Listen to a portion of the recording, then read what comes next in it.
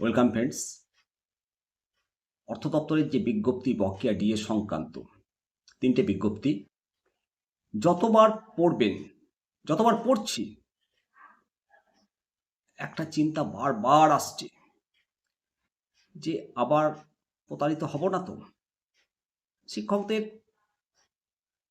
কর্মচারীদের আবার কি প্রতারিত হতে হবে? এই চিন্তা কিন্তু মাথায় খেলছে। প্রধান শিক্ষকদের ইনক্রিমেন্ট বন্ধ করে দিয়েছে, বারংবার দাবি করেও মেটায়নি।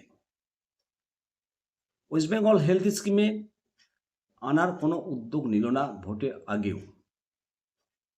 বকেয়া ডিএ মেটানোর জন্য যে বিজ্ঞপ্তি জারি করেছে, ঘোষণার সঙ্গে সেই বিজ্ঞপ্তির কোনো মিল নেই। যদি বিজ্ঞপ্তিটা দেখেন 13 মার্চ 2026 তারিখে যে বিজ্ঞপ্তি প্রকাশ করেছে অর্থ দপ্তর, তাতে গ্র্যান্ট ইন এইড কর্মচারী এবং পেনশন হোল্ডারদের বকেয়া ডিএ এবং ডিআর এটা বিবেচনা করছে, সরকার বিবেচনা করছে। সহজ ভাষায় মোদ্দা কথা, সরকার বলছে 2008 থেকে 2019 সময়ের বকেয়া ডিএ এবং ডিআর এটা বিবেচনাধীন। আপাতত দপ্তরকে কর্মচারী এবং পেনশন হোল্ডারদের বেতন ভাতা পেনশন সংক্রান্ত বিস্তারিত তথ্য সংগ্রহ করতে বলেছে।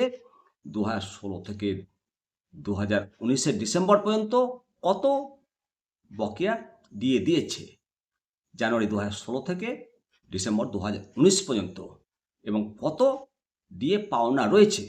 তারপর সেই হিসেব নিকেশ করার পর কোন পদ্ধতিতে ডিএ এবং ডিআর দেওয়া হবে সেটা পরে সিদ্ধান্ত নেবে।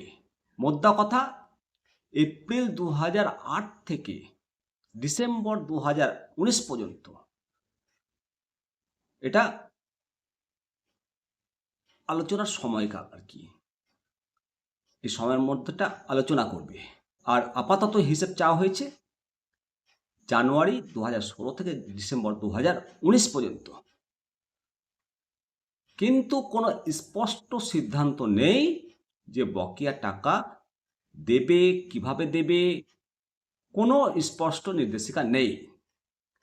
তো এবার যেটা আসল প্রশ্ন, সুপ্রিম কোর্ট অফ ইন্ডিয়া নির্দেশ দিয়েছিল যে বকেয়া ডিএ দিতে হবে। তারপর মাননীয় মুখ্যমন্ত্রী ঘোষণা করলেন যে কোর্টের নির্দেশ অনুসারে ডিএ দেওয়া হবে।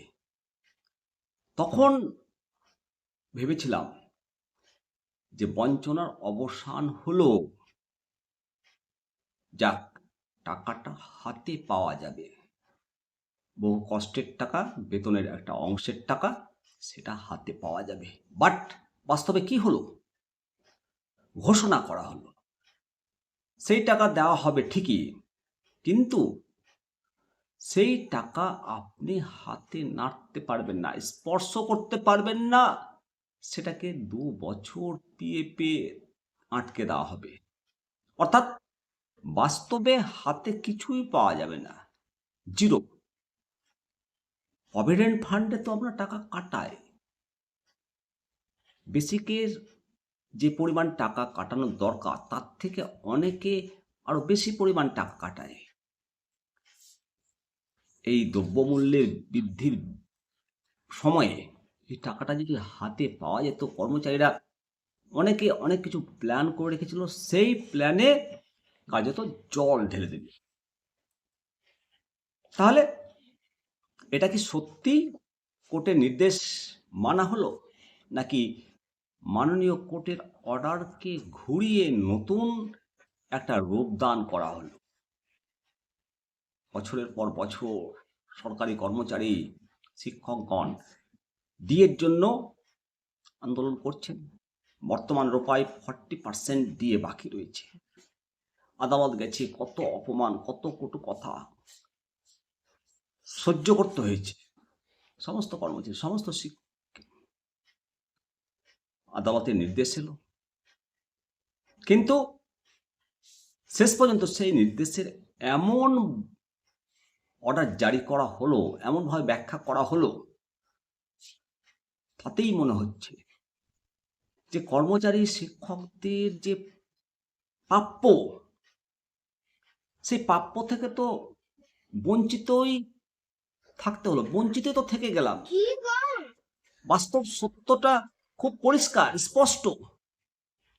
নির্বাচনের আগে ঘোষণা, আর ভোট হয়ে গেলে, ক্ষমতায় এলে আবার দিনের পর দিন কেটে যাবে অজুহাত।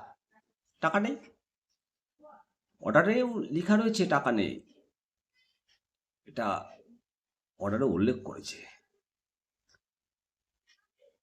যে নোটিফিকেশন জারি হয়েছে এটা থেকে অন্তত এটা পরিষ্কার যে সরকার এখন শুধু হিসাব সংগ্রহের নির্দেশ দিচ্ছে, কিন্তু বাস্তবে কবে টাকা দেবে, কিভাবে টাকা দেবে তার কোনো পরিষ্কার রোডম্যাপ নেই।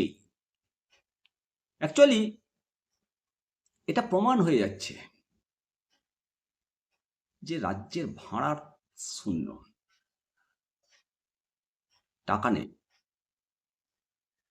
ভাড়ার শূন্য, এটা কিন্তু পরিষ্কার প্রভিডেন্ট ফান্ডে দেওয়ার কথা ঘোষণা করাতে, এবং মাননীয় সুপ্রিম কোর্টের নির্দেশকে এক প্রকার প্যাকেট করে দেওয়া হচ্ছে। সরকারি কর্মচারী, শিক্ষকগণ, শিক্ষিত সমাজ, তারা মানে নাগরিক সমাজের